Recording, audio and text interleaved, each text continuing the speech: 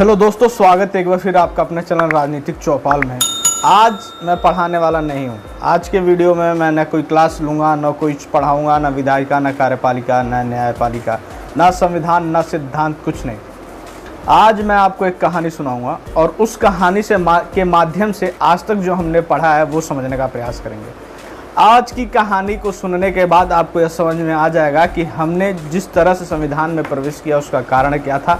तो आज की ही कहानी तक पहुंचना था और इस कहानी को सुनकर और हम लोग इसका एक बेसिक कॉन्सेप्ट समझकर हम लोग फिर जो है न्यायपालिका थोड़ा सा देखकर जो कि सरकार के अंग में बचा हुआ है और फिर हम लोग संविधान में प्रवेश करेंगे। तो आइए ज़्यादा देर न करते हुए कहानी की शुरुआत करते हैं।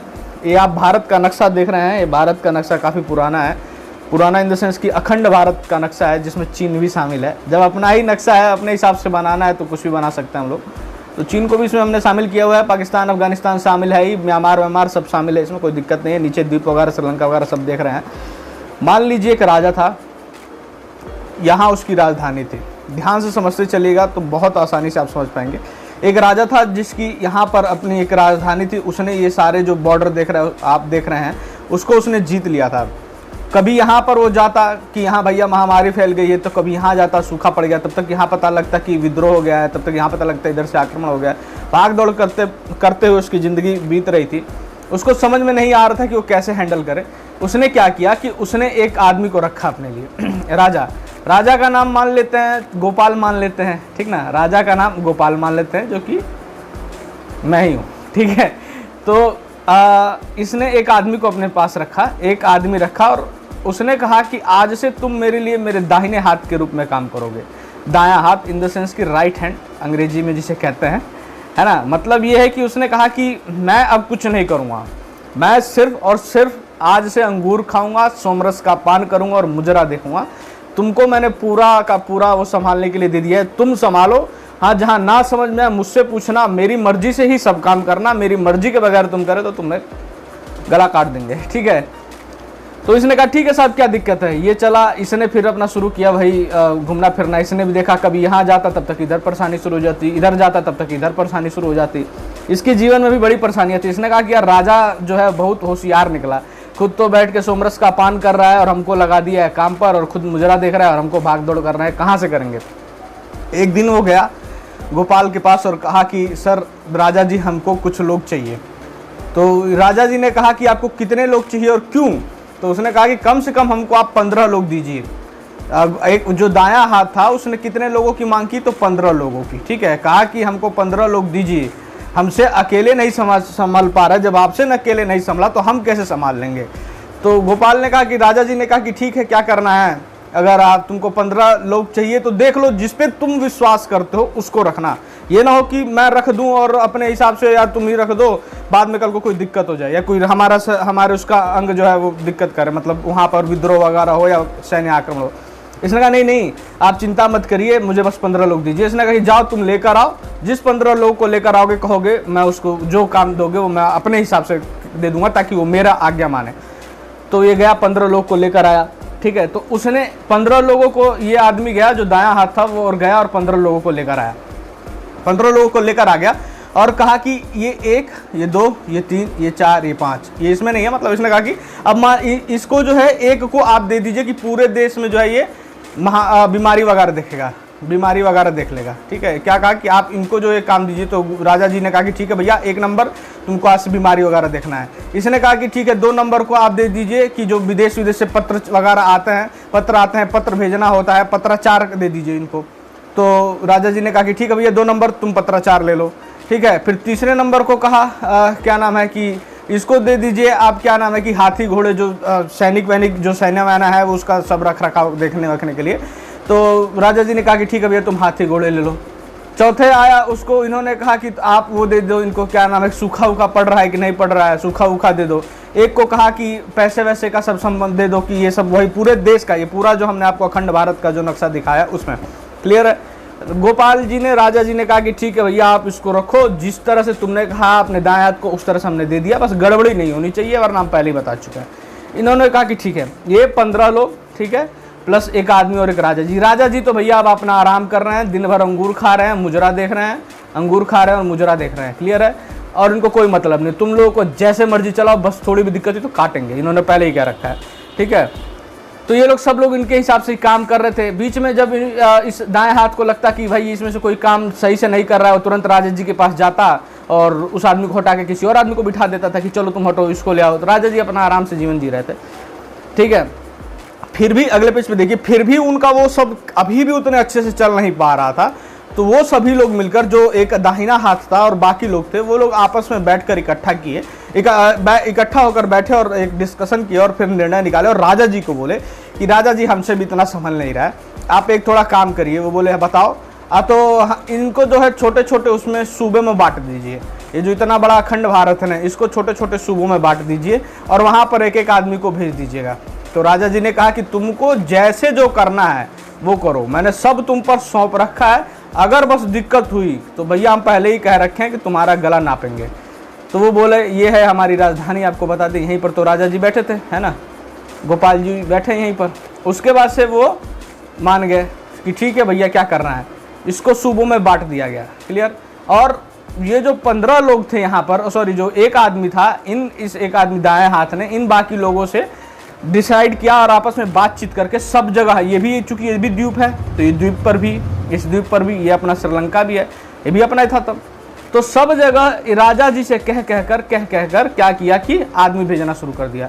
एक आदमी यहाँ क भेज दिया, एक आदमी यहाँ ख भेज दिया, एक आदमी ग भेज दिया, एक यहाँ घ भेज दिया, ऐसे कर करके ए भेज दिया, यहाँ बी भेज दिया, ठीक ना। ऐसे कर करके सब जगह इसने भेज दिया राजा जी से वो करके। अब हम आपको बताते हैं जब भेज दिया तो क्या होता है ना।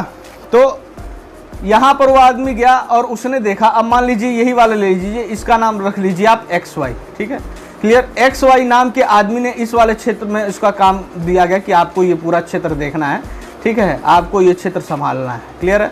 उसने कहा यार ये लोग बड़े होशियार हैं, ये लोग तो बहुत होशियार निकले, खुद जो है अपने तो उधर रजवा जो है क्या नाम है कि एक आदमी रखा है, 15-15 आदमी उसके सबको वो काम सौंप रखा है, मेरे को एक इतना बड़ा वो दे दिया सूबा कि संभालो, मैं कैसे संभालूंगा, मेरे बस की क्या इतना अकेले संभाल पाना।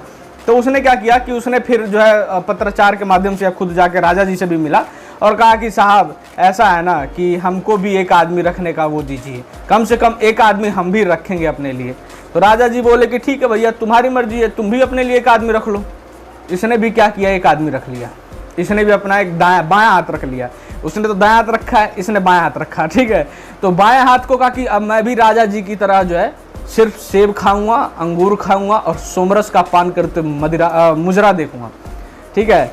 तुमको ही संभालना है, मेरे सूबे में इस क्षेत्र में पूरे में अगर कहीं गड़बड़ हुई तो मैं तुम्हारा गला नापूंगा, क्योंकि भैया राजा जी को मुझे जवाब देना है, मेरा गला कटेगा, इससे अच्छा मैं तुम्हारा गला काट दूंगा।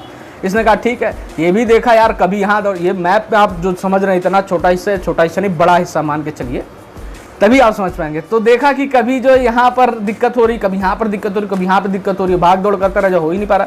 इसने कहा कि यार देखो XYZ ऐसा है कि तुम और तुम्हारे राजा जी सब लोग एंजॉय कर रहे हैं, मेरी लगी पड़ी है, मुझे भी भैया कम से कम 15 लोग चाहिए। उसने कहा कि तुमको जो करना है करो, राजा जी को मुझे जवाब देना है और मैं तुम्हारा गला नापूंगा, मैं पहले ही बोल रहा हूँ तुम्हें काटूंगा, तुम्हारे गले को काटूंगा, तुमको जैसे करना है। इसमें 15 लोग दीजिए, जिन लोगों को मैं कह रहा हूँ उन लोगों को आप खड़ा करिए और बस उनको काम बता दीजिए। बोले ठीक है। ये भी अपने लिए 15 लोग ले आया, X के Y के साथ, जो बायां हाथ था। इसने क्या किया, एक लोग को कहा कि आप मेरे क्षेत्र में क्या देखेंगे, बीमारी देखेंगे।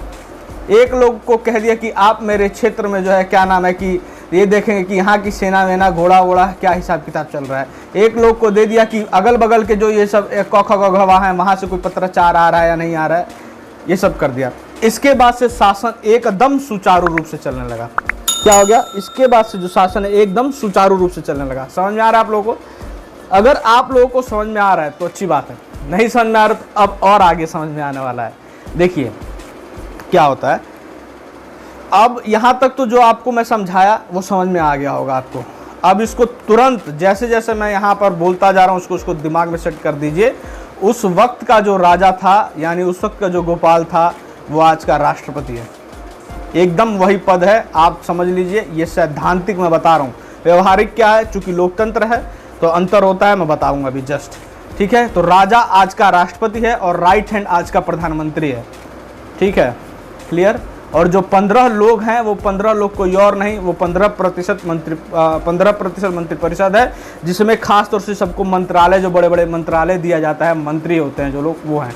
किसी को स्वास्थ्य मंत्रालय दे दिया गया है, किसी को रक्षा मंत्रालय दिया गया है, किसी को वित्त मंत्रालय दिया गया है, किसी को आपका सैन्य मंत्रालय दिया है, रक्षा मंत्रालय तो हो गया, ठीक है, किसी को परिवहन मंत्रालय दिया गया है, किसी को रेल मंत्रालय दिया गया है, किसी को विदेश मंत्रालय दिया गया। बीमारी वाला स्वास्थ्य ले लीजिए, और क्या नाम है कि हाथी घोड़े वाला रक्षा मंत्रालय ले लीजिए। क्लियर? ये क्लियर है, एकदम सेम टू सेम यही आपका कॉन्स्टिट्यूशन में लिखा है कि राष्ट्रपति तो हो गए, ये आपको ही पता है, राष्ट्रपति की सलाह एवं राष्ट्रपति की कार्यों को संपादन करने एवं सलाह के लिए एक मंत्रिपरिषद होगा, जिसका प्रधानमंत्री होगा। आर्टिकल आपका 74 यही कहता है जो मैंने आपको बताया। फिर 75 क्या कहता है? 75 यह कहता है, अनुच्छेद, भारतीय संविधान का अनुच्छेद 75 यह कहता है कि भारत का राष्ट्रपति प्रधानमंत्री की सलाह पर मंत्रिपरिषद की नियुक्ति करेगा। जो वहाँ पर राजा ने कहा कि तुम अपने हिसाब से 15 लोग खड़े करो, वो 15 लोग मैं इसलिए लेकर आया ताकि आप ये ध्यान रखिएगा कि 15% है, ठीक है। तो उसने यही कहा कि आप 15 जो क्या नाम है, क्या बता रहा था मैं, 15 जो लोग हैं वो दिमाग पर स्लिप कर गया सॉरी। तो मतलब कहने का मतलब ये है कि राष्ट्रपति साहब प्रधानमंत्री की सलाह से उनके पद को नियुक्ति करते हैं उनके। और फिर आर्टिकल 75 का खंड 2 भाग 2 वही कहता है, उसी के जो अंतर्गत है कि ये सब के सब इवन प्रधानमंत्री तक राष्ट्रपति के प्रसाद पर्यंत पद धारण करते हैं, जो हमने अपनी पिछली क्लास में आपको बताया है, ठीक है। ये एकदम वही कहानी है, सेम टू सेम, बस अब लिख दिया गया है, तरीका अलग है, नाम अलग है, जो कहानी बताए वही सेम कहानी है, आप देख लीजिए। क्लियर है?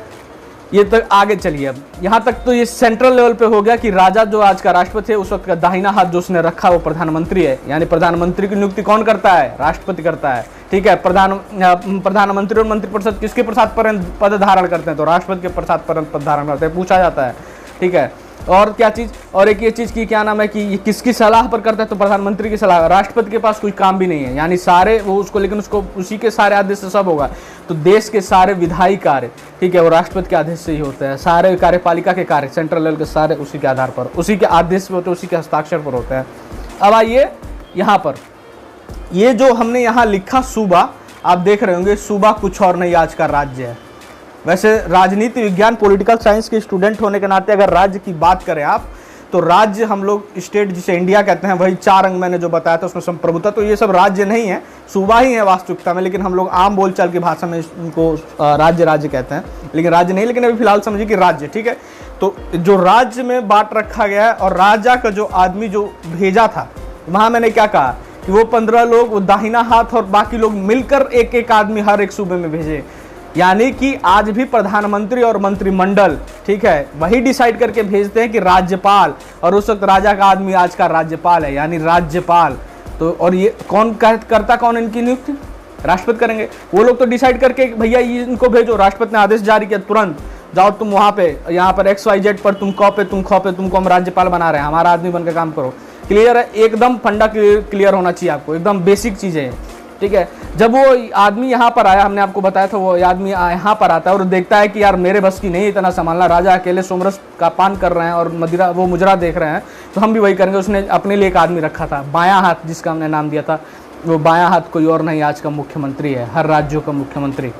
क्लियर है? ऐसे याद रखिएगा, एकदम ऐसे याद रखेंगे, जीवन में कभी नहीं भूल पाएंगे आप।